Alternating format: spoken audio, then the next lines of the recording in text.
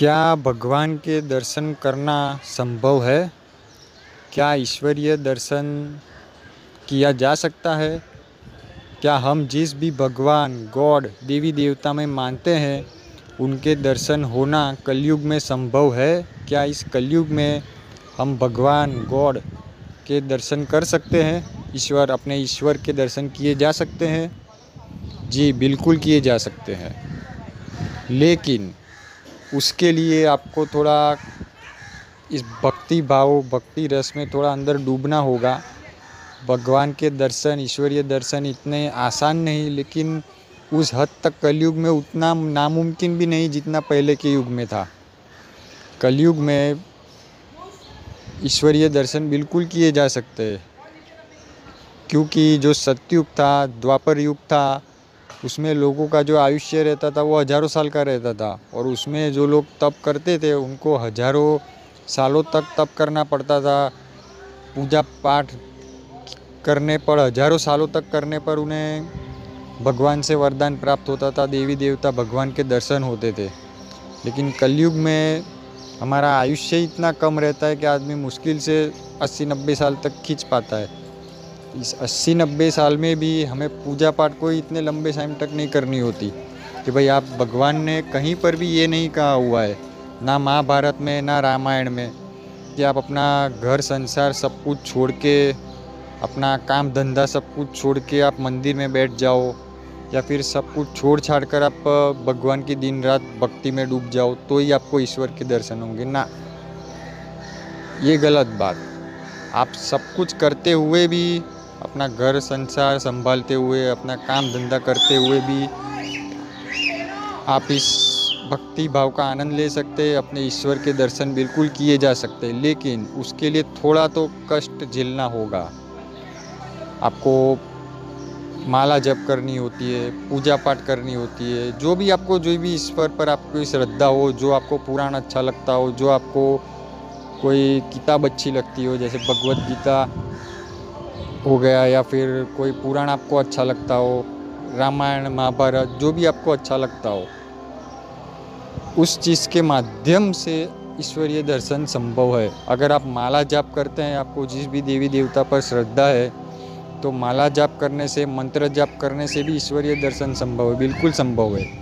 पुराने ज़माने में सतयुग में, द्वापर युग में हज़ारों सालों तक लोग इस तरीके से अपनी देवी देवता के मंत्र जाप के आराधना से, जैसे कि भगवान शिव के जो भक्त थे वो ओम नमः शिवाय का मंत्र जाप करते थे, हज़ारों सालों तक लाखों करोड़ों की तादाद में जाप करते थे, तभी उनको दर्शन संभव होते थे महादेव के। जो माता पार्वती के भक्त थे, माँ दुर्गा के भक्त थे, वो माँ दुर्गा का बीज मंत्र की माला जाप करते थे। लाखों की तादाद में उनके मंत्र जाप होने पर उन्हें ईश्वरीय दर्शन होते थे, उन्हें वरदान मिलता था भगवान से। तो इस तरीके से मंत्र जाप करने से भी आप अपने ईश्वर के दर्शन बिल्कुल कर सकते हैं। लेकिन अगर आप ये सोचें कि मैं 2-4 माला कर दूँ और ये चीज़ हो जाए, तो ये कभी भी नहीं होगा। 1-2 माला करने से या 2-4 माला मंत्र जाप करने से ईश्वरीय दर्शन कभी भी नहीं हो सकते। आपको थोड़ा तो भोग देना होगा, थोड़ा कष्ट सहन करना होगा। आपको कम से कम, अगर आप माला जप करते हो तो दिन में 150 से 200 माला जप करने होंगे। जिस भी देवी देवता पर आपको श्रद्धा हो, आपको जिस पे विश्वास हो, जो भी देवी देवता आपको पसंद हो, जिनकी भक्ति करना आपको अच्छा लगता हो, उनके किसी भी मंत्र जाप से। लेकिन सिर्फ 2-4 माला जपने से कुछ नहीं होगा। और शुरुआत में मैं ये भी जानता हूँ कि आप एक ही दिन में अगर कहा जाए कि आज आप 100 माला जप लो, तो आप नहीं जप सकते। पहले आपको दिन की 4-5 माला करनी है, फिर धीरे धीरे बढ़ाना है कि 5 माला से फिर आप 15 माला गए, 1 हफ्ता 10 दिन उतना किया, फिर 10 से आपने 15, फिर 15 से 20, 25, 30, 40, 50, इस तरीके से आप धीरे धीरे अपनी जप संख्या बढ़ाते गए, तब जाके वो चीज़ होगी। एक ही दिन में तो कुछ भी नहीं होने वाला, ना मैं कर सकता हूँ ना आप कर सकते। क्योंकि जब भी हम मंत्र जाप करते हैं, तो उस मंत्र जाप की वजह से, भले आपकी कम मात्रा में हो, आपने पहले कभी वो चीज़ ना की हो, लेकिन कम से कम हम अगर 8-10 मालाएं भी करते हैं, तो उस मंत्र जाप की वजह से एक एनर्जी तैयार होती है। हम जब भी जिस भी जगह पर हम मंदिर में कभी भी मंत्र जाप कीजिएगा तो मंदिर में कीजिएगा, या फिर आपके घर में जो मंदिर का जो स्थान है, जो पूजा पाठ का स्थान, जो मंदिर है, अपनी ईश्वर की प्रतिमा के सामने बैठ के किया जाता है मंत्र जाप। क्योंकि इस वजह से जो भी आप मंत्र जाप करते हैं, जितनी भी आप माला का आप जाप करें, 8-10 माला जाप करने पर अगर रोज़ आप करते हैं तो आपको खुद को ये चीज़ एक्सपीरियंस होने लगेगी कि कुछ ही दिनों में देखेंगे आपकी 10-15 दिन में आपको एक अलग एनर्जी का अनुभव होगा। जैसे कि आपको आपके आजू बाजू में कोई एक तरीके का एक पुंज एनर्जी पुंज तैयार हो रहा है, एक शक्ति पुंज का अनुभव होगा कि आपके सर्कल में आप एक सर्कल में बैठे हुए और आपके आजू बाजू में एक एनर्जी एक क्रिएशन हो रहा है। जैसे जैसे आपकी मंत्र जाप संख्या बढ़ती जाएगी मंत्रों की, उतना उतना उस एनर्जी का ज़्यादा आपको अनुभव होगा। अगर आप एक ही दिन में 200 माला जप कर लेंगे तो अचानक से उस एनर्जी उस वेग को आप सहन नहीं कर पाएंगे। आपका शरीर कोई भी वो चीज़ अचानक सहन नहीं कर सकता। इसलिए धीरे धीरे मंत्र की संख्या बढ़ानी चाहिए कि भाई पहले हमने 5 माला की, फिर 10, फिर 30, फिर 50, इस तरीके से तो हमारा शरीर धीरे धीरे उस एनर्जी को डाइजेस्ट कर पाए। एक ही दिन में पूरी 200 माला आप सोचेंगे फिर आपका शरीर उतना सहन नहीं कर पाएगा, कुछ होगा नहीं आपको। देवी देवता कभी किसी का नुकसान तो नहीं करते, लेकिन हमारा शरीर उस ऊर्जा को सहन नहीं कर पाता, जिस वजह से फिर हमें हल्का फुल्का फीवर आ सकता है, बॉडी पेन हो सकता है, बस इससे ज़्यादा और कुछ नहीं होगा। इसलिए धीरे धीरे अपने मंत्रों की संख्या बढ़ाइए। और जैसे जैसे आपका मंत्र, जो भी आप ईश्वर देवी देवता के मंत्र करते हैं, जैसे ही आपका 1.25 लाख पूरा होगा, 1.25 लाख जाप की संख्या एक प्रथम चरण होता है। 1.25 लाख मंत्र जाप पूरा होने पर हम एक प्रथम चरण पार कर लेते हैं। फिर उसके बाद हमें धीरे धीरे देवी देवताओं की अनुभूतियाँ होने लगती है, जैसे कि वो हमसे कुछ कहना चाह रहे हो तो हम उसे सुन पाए, या फिर स्वप्न के माध्यम से हमें उनके दर्शन होते हैं, या फिर कुछ ऐसी चीज़ें हमें सुनाई देने लगती है। लेकिन 1.25 लाख पूरा होने पर जैसे जैसे 1.25 लाख मंत्र जाप पूरा हो जाता है, प्रथम चरण पूरा हो जाए, फिर जैसे आपकी जाप की संख्या बढ़ती जाती है, जैसे कि 2 लाख हो गया, 4 लाख हो गया, 5 लाख हो गया, वैसे वैसे आप अपने ईश्वर के नज़दीक होते जाते हैं। फिर आपको धीरे धीरे उनकी प्रतिमा ऐसे जैसे कि धुंधली धुंधली एक तरीके से उस प्रतिमा भी आपको दिखाई देने लगती है। स्वप्न के माध्यम से आपको दर्शन होने लगते हैं। आप अगर उनसे कुछ पूछना चाहे तो भी आपको उनका आंसर मिलेगा।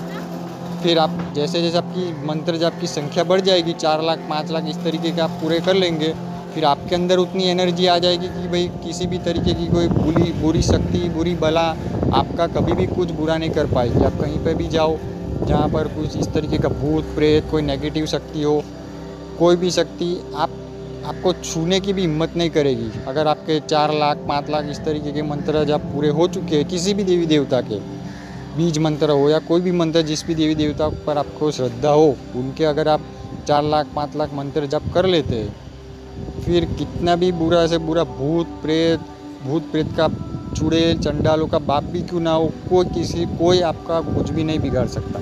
फिर आपके अंदर वो पावर आ जाती है कि आप चाहे उसका इलाज कर सकते हैं। कि कोई नेगेटिव शक्ति से कोई पीड़ित है, जिसे किसी ने भूत प्रेत बाधा से कोई आदमी परेशान है, किसी मैली शक्ति ने किसी को पकड़ा हुआ है, या फिर किसी के ऊपर किसी ने कुछ खिलाया है पिलाया है, तो आप ऐसे आदमी को भी अगर आप सिर्फ एक फूंक मार के एक सादा घर का पानी भी आप पिला दोगे तो भी उसकी सारी नेगेटिव शक्तियाँ, उसको जो नेगेटिव शक्ति जो भी परेशान कर रही है वो सब चली जाएगी। आपके अंदर वो पावर आ जाएगी कि आप लोगों का इस तरीके से भला कर सकते, आप लोगों को इस तरीके से ठीक कर सकते, किसी के ऊपर की कोई बुरी बला को भी आप भगा सकते। तो इस तरीके से जैसे आपकी मंत्र जाप शक्ति बढ़ती जाती है, उस तरीके से आप ईश्वर के नज़दीक आते जाते। ईश्वर दर्शन करने के लिए हमारे अंदर एक तड़प होनी चाहिए, एक झटपटाहट होनी चाहिए।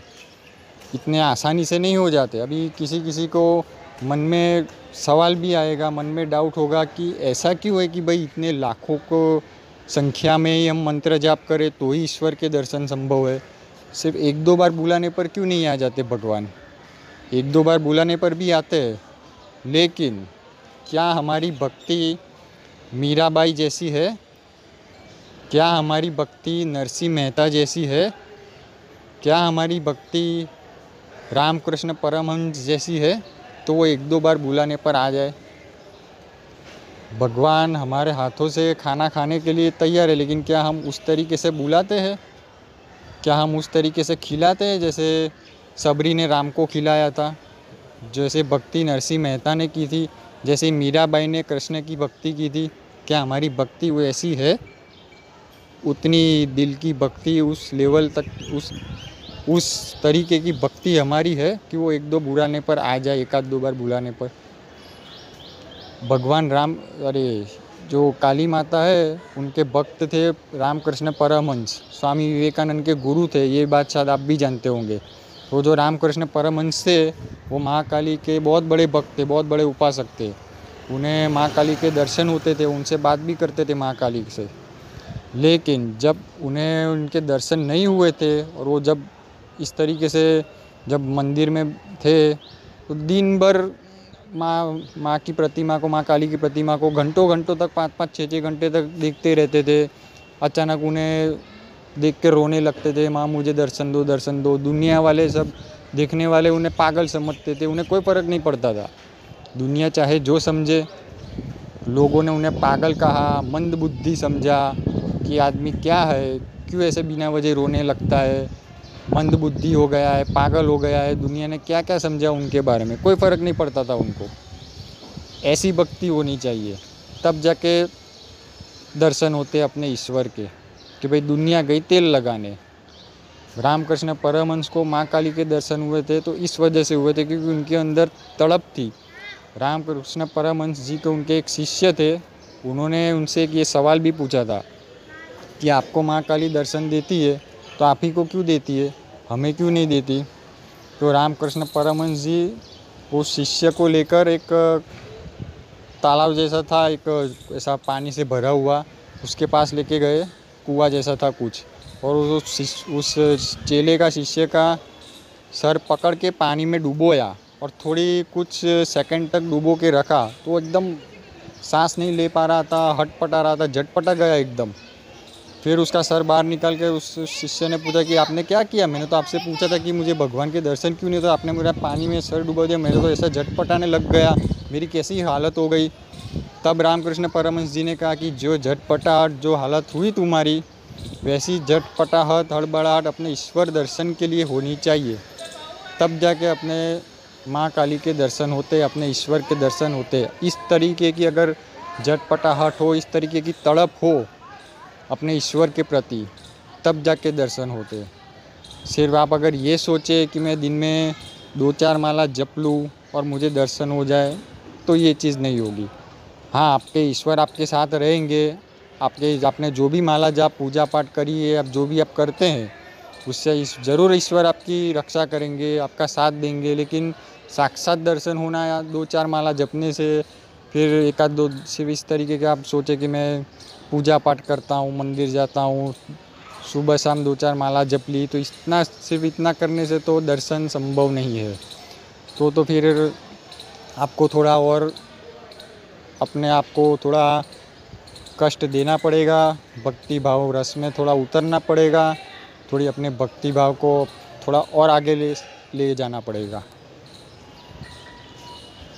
आज के वीडियो में इतना ही। अगर वीडियो अच्छा लगा तो उसे लाइक एंड सब्सक्राइब करना ना भूलें, और कहीं ऐसी वीडियो आएगी जिसमें आपको कहीं जानकारी और सीखने लायक बातें ज़रूर मैं लेके आऊँगा। वीडियो अच्छा लगा तो उसे लाइक ज़रूर कीजिए एंड सब्सक्राइब ज़रूर कीजिए। मिलते हैं नेक्स्ट वीडियो में।